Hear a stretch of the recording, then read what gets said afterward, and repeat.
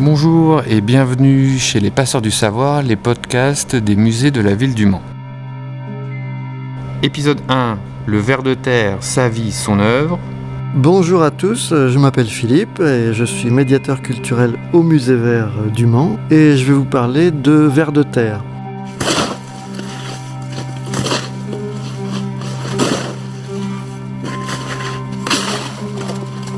Alors, c'est une longue histoire et d'un point de vue historique, je vais vraiment commencer depuis le début, c'est-à-dire les plus anciens fossiles connus, moins 635 millions d'années, où on a retrouvé des traces fossiles de vers de mer.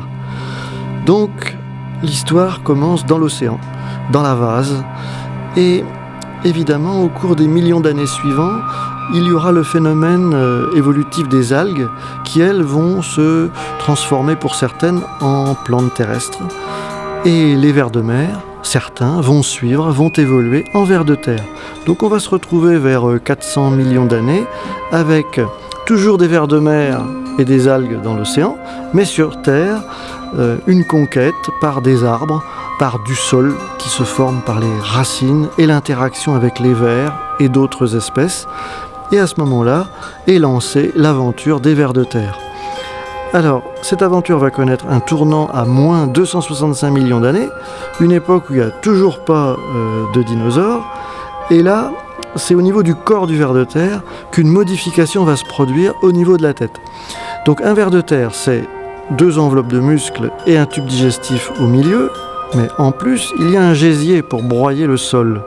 Et ce gésier, jusqu'à présent, il était dans la tête. Et à cette époque, il y a certaines espèces qui vont évoluer et le gésier va reculer.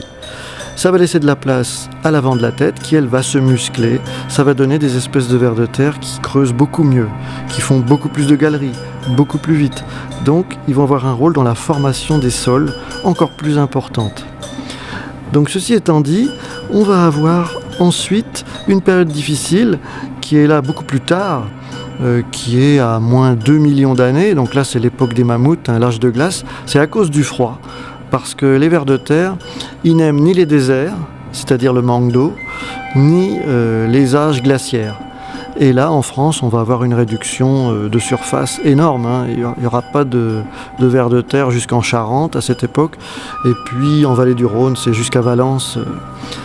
Et puis ensuite, au réchauffement, les vers de terre vont reprendre toute leur place en France et puis ailleurs en Europe. Alors, les 150 espèces françaises se répartissent en espèces qui vivent à la surface du sol. Donc là, ce sont des petites espèces qui se reproduisent très vite, qui sont bien rouges et qui se font beaucoup manger par les hérissons, par les oiseaux. Enfin, il y a beaucoup de prédateurs. Et puis, à contrario, on a des espèces qui sont complètement endogées, c'est-à-dire qu'elles vivent en profondeur dans le sol. Et à ce moment-là, elles ne ressortent jamais en surface.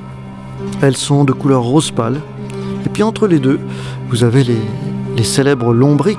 Alors c'est ceux qui font les tortillons en surface du sol à l'automne et au printemps. Et là, ces espèces-là ont un rôle majeur dans la structuration des sols parce qu'ils font des galeries verticales qui vont de au moins 1 mètre de profondeur jusqu'en surface.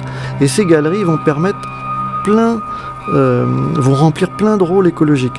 Déjà dans l'écoulement de l'eau de pluie, ça peut aller de 80 litres à 300 litres par mètre carré et par heure d'eau qui va traverser le sol avant que le sol soit saturé et que ça ruisselle. Donc ça retarde les inondations. Et puis pour les racines des plantes, elles vont aller dans les galeries. Ça va leur permettre de respirer, de récupérer les minéraux nécessaires à leur croissance. Donc là, il y a un rôle très étroit entre quantité de vers de terre et les plantes qui vont pouvoir mieux capter les minéraux dans le sol. Et puis, il faut voir que les vers de terre, ça peut être très important en quantité. C'est de l'ordre, en moyenne, de 1200 kilos par hectare. C'est-à-dire 120 grammes au mètre carré. C'est le poids d'un steak. C'est quand même très important. Ça va nourrir beaucoup d'animaux dans la chaîne alimentaire.